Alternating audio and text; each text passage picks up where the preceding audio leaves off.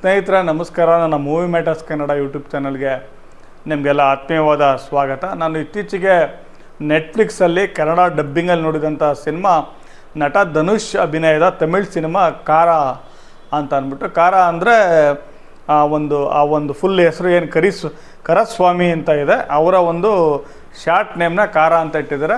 ಈ ಕರುಪ್ಪು ಮೂವಿ ಬಂದಿತ್ತು ನೋಡಿ ಇತ್ತೀಚೆಗೆ, ಆ ಒಂದು ಕರುಪ್ಪು ಸ್ವಾಮಿಯ ಒಂದು ಹೆಸರೇ ಇದು ಕಾರಸ್ವಾಮಿ ಅಂತ. ಅವ್ರ ತಂದೆ ಮಗಂಗೆ ಈ ಫಿಲಮಲ್ಲಿ ಹೆಸರಿಟ್ಟಿರ್ತಾರೆ, ಅದನ್ನೇ ಶಾರ್ಟಾಗಿ ಕಾರ ಅಂತ ಕರೆದಿದ್ದಾರೆ. ಈ ಸಿನಿಮಾದಲ್ಲಿ ಆಶ್ಚರ್ಯ ಆಗೋದು ಧನುಷ್ ಯಾಕೆ ಮಾಡಿದ್ದಾರೆ ಅನ್ನೋಂತ ನನಗೆ ಫಸ್ಟ್ ಆಶ್ಚರ್ಯ ಆಯಿತು.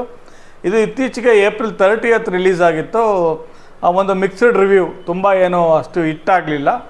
ಆ ಸಿನಿಮಾ ರಿಲೀಸ್ ಆಗೋಯ್ತು. ಈಗ ನೆಟ್ಫ್ಲಿಕ್ಸಲ್ಲಿ ಟ್ರೆಂಡಿಂಗಲ್ಲಿದ್ದಾಗ ನಾನು ನೋಡಿದೆ. ಇದು 1991 ಇಸ್ವಿನಲ್ಲಿ ತಮಿಳುನಾಡಿನ ರಾಮನಾಥಪುರಂ ಅನ್ನುವ ಒಂದು ವಿಲೇಜಲ್ಲಿ ನಡೆಯುವ ಒಂದು ಕತೆ ಆಗಿ ಕಥೆಯನ್ನು ಮಾಡಿದ್ದಾರೆ.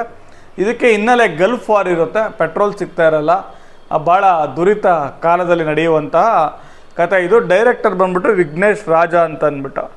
ಈ ಸಿನಿಮಾ ಒಂಥರ ಚೆನ್ನಾಗಿದೆ, ಒಂಥರ ಚೆನ್ನಾಗಿಲ್ಲ ಅಂತಲೇ ಹೇಳಬೇಕು. ಅದಕ್ಕೆ ಹೇಳಿದ್ದು ನಾನು ಬಿಗಿನಿಂಗಲ್ಲಿ, ಧನುಷ್ ಯಾಕೆ ಈ ಸಿನಿಮಾದಲ್ಲಿ ಆ್ಯಕ್ಟ್ ಮಾಡಿದ್ರು ಅನ್ನೋದು ನನಗೆ ಆಶ್ಚರ್ಯ ಆಗುತ್ತೆ ಅಂತ. ಇಲ್ಲಿ ಒಂದು ಮುಖ್ಯ ಪಾತ್ರ ಕಾರ ಏನಿದ್ದಾನೆ, ಆತ ಕಳ್ತನ ಮಾಡ್ಬೇಕಾದ್ರೆ ಸಿಗಾಕೊಂಡ್ಬಿಡ್ತಾನೆ. ಸೊ ಇನ್ಮೇಲೆ ತಪ್ಪಿಸ್ಕೊಂಡ್ಬಿಡ್ತಾನೆ ಅಲ್ಲಿಂದ.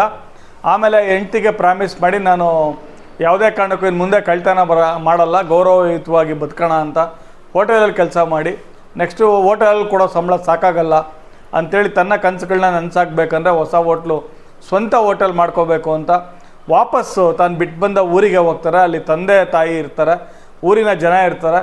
ಸೊ ಅವರ ಒಂದು ತಂದೆ ನೆರವಿನ ಮೂಲಕ ಒಂದು ಸಾಲವನ್ನು ಇರೋ ಜಮೀನ್ ಮೇಲೆ ಸಾಲ ಪಡ್ಕೊಂಡು ಹೋಟ್ಲು ಮಾಡೋಣ ಅನ್ನೋ ಪ್ಲ್ಯಾನ್ ಆ ಕಾರನಿಗೆ ಇರುತ್ತೆ. ಬಟ್ ಅಲ್ಲೂ ಹೋದರೆ ಸಿಚುವೇಶನ್ನೇ ಬೇರೆ ಇರುತ್ತೆ. ಹಳ್ಳಿನಲ್ಲಿ ಎಲ್ಲರೂ ತಮ್ಮ ಜಮೀನುಗಳನ್ನ ಅಡ ಇಟ್ಬಿಟ್ಟು ಆ ಒಂದು ಜಮೀನು ಉದ್ಧಾರ ಮಾಡಬೇಕು, ಅದಕ್ಕೆ ನೀರಾವರಿ ಇದು ಮಾಡಬೇಕು ಅಂತೆಲ್ಲ ಏನೇನೋ ಮಾಡಿ ಟ್ರ್ಯಾಕ್ಟ್ರುಗಳನ್ನ ತೊಗೊಂಡಿರ್ತಾರೆ.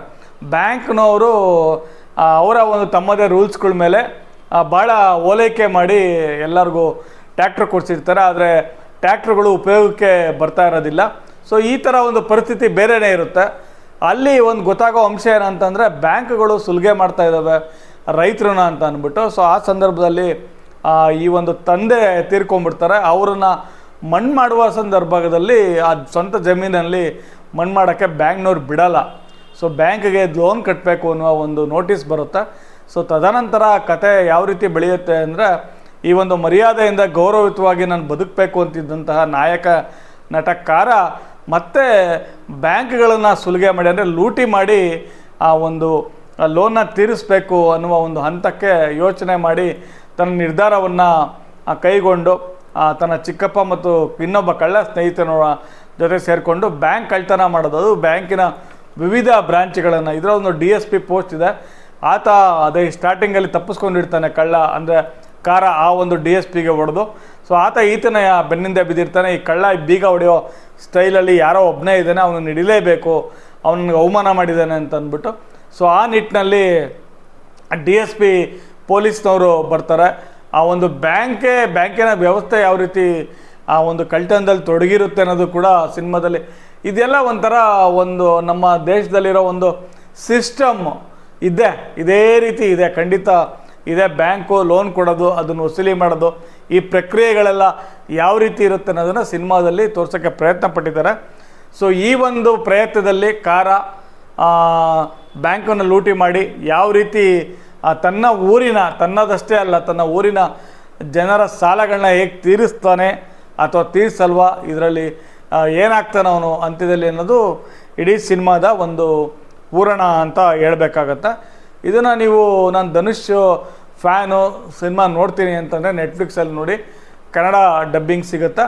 ಟೋಟಲಿ ಎಲ್ಲ ಒಂದು ಕಡೆ ಧನುಷ್, ಬಟ್ ಕೆಲವು ಸೀನ್ಗಳಲ್ಲಿ ಒಂದು ಬ್ಯಾಂಕ್ಗೆ ಪೊಲೀಸ್ ಒಬ್ಬ ಇನ್ಸ್ಪೆಕ್ಟರ್ ಬರೋ ಸೀನ್ ಇದೆ ಅದರಲ್ಲಿ, ಮತ್ತು ಆ ಬ್ಯಾಂಕಲ್ಲಿ ಸಿಬ್ಬಂದಿ ರೀತಿ ಪೊಲೀಸ್ನವರೇ ಕೂತ್ಕೊಂಡು ಕೆಲಸ ಮಾಡೋ ಒಂದು ಸೀನ್ ಇದೆ. ಈ ರೀತಿ ಹಲವಾರು ದೃಶ್ಯಗಳು, ಮತ್ತು ನಾಯಕನ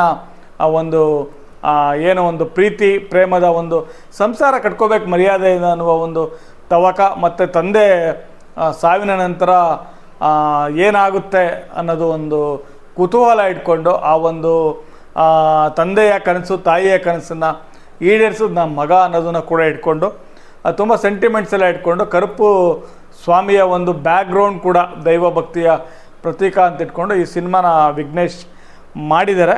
ಸೊ ಒನ್ ಟೈಮ್ ನೋಡ್ಬೋದು. ನಟ ಧನುಷ್ ಅವರು ಇದಕ್ಕಿಂತ ಇನ್ನೂ ಬೆಟರ್ ಮೂವೀಸ್ ಮಾಡ್ಬೋದು ಅನಿಸುತ್ತೆ. ಅವರು ಸೂಪರ್ ಸ್ಟಾರ್ ಆಗಿದ್ದು. ಬಟ್ ಈ ಸಿನಿಮಾ ಮಾಡಿದ್ದು ಯಾವ ಕಾರಣಕ್ಕೆ ಮಾಡಿದ್ರು, ಬಟ್ ಒಂಥರ ಇಷ್ಟ ಆಗುತ್ತೆ, ಒಂಥರ ಇಷ್ಟ ಆಗಲ್ಲ. ಮತ್ತೆ ಸಿಗೋಣ, ಬಾಯ್, ನಮಸ್ಕಾರ.